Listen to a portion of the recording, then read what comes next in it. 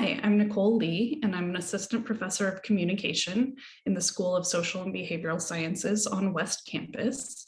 And I'm pleased to introduce two projects put together by my graduate level communication campaigns course. The first project focuses on public transit, and the second project focuses on recycling. And the students spent the semester doing both secondary and primary research in order to propose these campaigns. Hello, everyone, and welcome to our Fall 2021 Project Cities presentation for the City of Peoria Ready to Ride Transit campaign. We're excited to bring this information to your attention and hope to assist the City of Peoria with progressing public transit forward in any way possible. The instructor for this course and supervisor for this project is Dr. Nicole Lee, and the individuals responsible for creating this insightful campaign are Samantha Skelnick, Miko Solarso, Anna Lovelace, and myself, your guide through this presentation for the next few minutes, Gabriel Ortiz.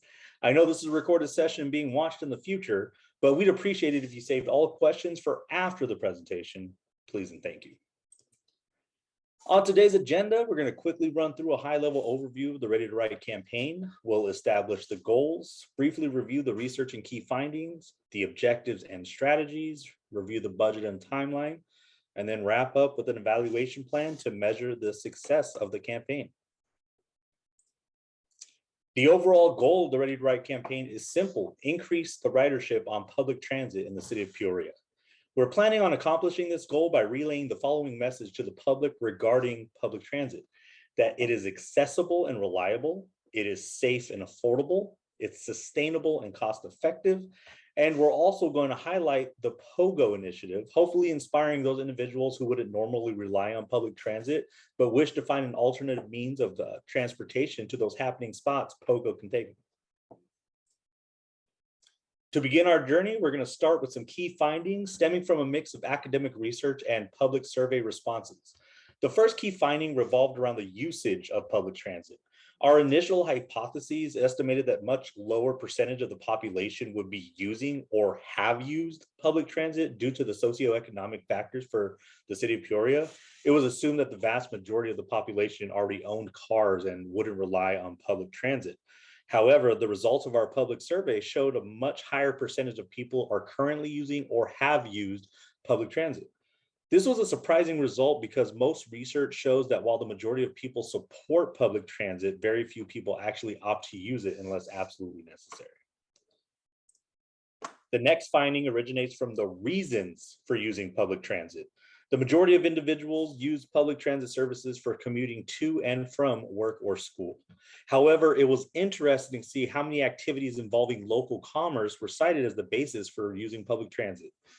Further research is needed to identify if individuals use this type of transit solely as their mode of transportation or if it's a choice available to them whenever convenient.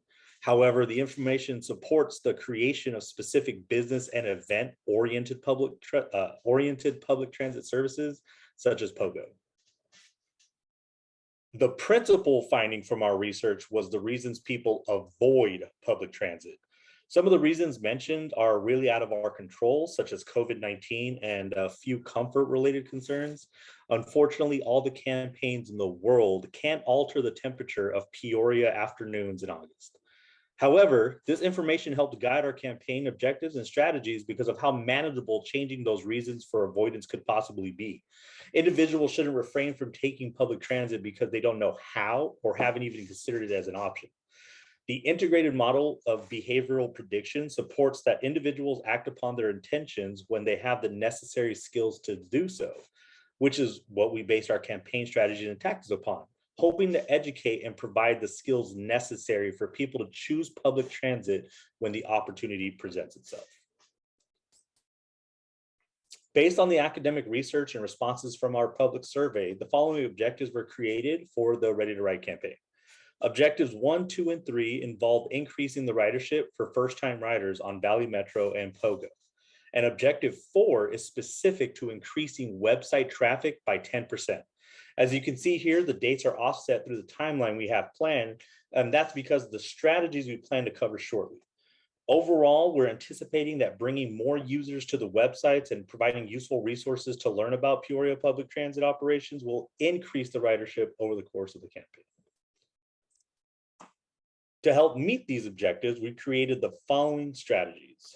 The first is website restructure, hopefully creating a more user-friendly interface with an instructional video and mobile app capabilities. This strategy can help potential riders understand the process and learn useful information, such as the costs and benefits associated with using public transportation. The second is partnering with local businesses. This approach helps connect the city to local establishments who can then possibly advertise posters for public transit and maybe even volunteer as future partners with the POGO attraction. Then we plan to establish a social media presence. Academic research and survey responses supported the importance of social media as a medium between the residents and public transit. So we recommend creating accounts on all the major social media sites, as well as enlisting a weekly blast and engaging the community with the hashtag to help spread the message of how awesome Peoria public transit really is. And last but not least, we are proposing a kickoff event for Peoria on the Go.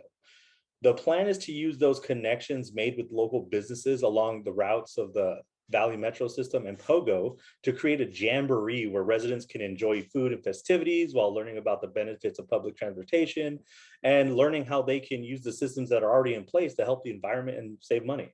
An event like this could generate positive buzz amongst riders and local businesses, hopefully attracting non-riders to the availability of alternative transportation options.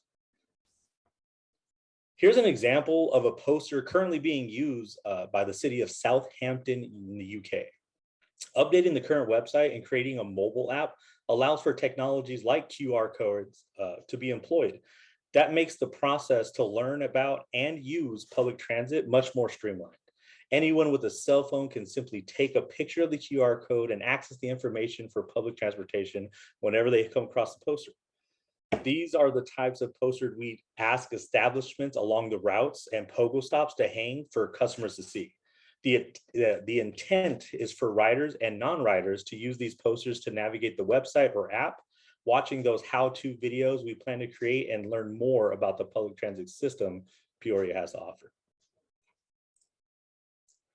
The budget allocation for this campaign is separated into 5 different categories, and the total budget ranges from $16,352 to a little over $170,000 if we spared no expense. As you can see, the largest portion of this budget would be dedicated to upgrading the technology and restructuring the website, primarily because that's where the research and responses suggested the best return on investment could be in terms of ridership. A more streamlined website and app mobility allow for other strategies to fall into place much more seamlessly. And here's what the ideal timeline would look like. During Q1, we'd raise awareness for the campaign through existing media outlets, creating those accounts for Peoria Transit on major social media platforms, and hopefully have an app created and ready to launch by April. In Q2, the kickoff event would be held on Memorial Day weekend, aiming to increase public awareness of the campaign and highlight POGO as a useful alternative to weekend activities as the summer approaches. This would also be the first evaluation baseline for the campaign based off of the progress made in Q1. Q3 is a reflection period for the first half of that campaign, making adjustments and improvements as needed, still maintaining the presence on social media and creating those weekly blasts. Q4 brings the Ready to Ride to its finale, still keeping with the social media presence, but starting to conduct the final evaluation for the campaign, where we hope to have accomplished all 4 objectives by January 1st of 2023. And here's a quick look at the evaluations of measures broken down by quarter. Each set of measures is built on the previous tactics and kind of go hand in hand as time progresses. Q4 metrics are being based on the overall objectives for the campaign and also the strategies implemented in the very beginning of Q1. That was a mouthful. Thank you for listening. We hope you found our information helpful. We want to thank the City of Peoria and Project Cities for putting this collaboration together and hope to do it again soon. The Q&A session will be coming up shortly, but first I wanted to give a shout out to the members of the transit team, Sam, Miko, Anna, and myself. Again, thank you very much, and I hope you have a great day.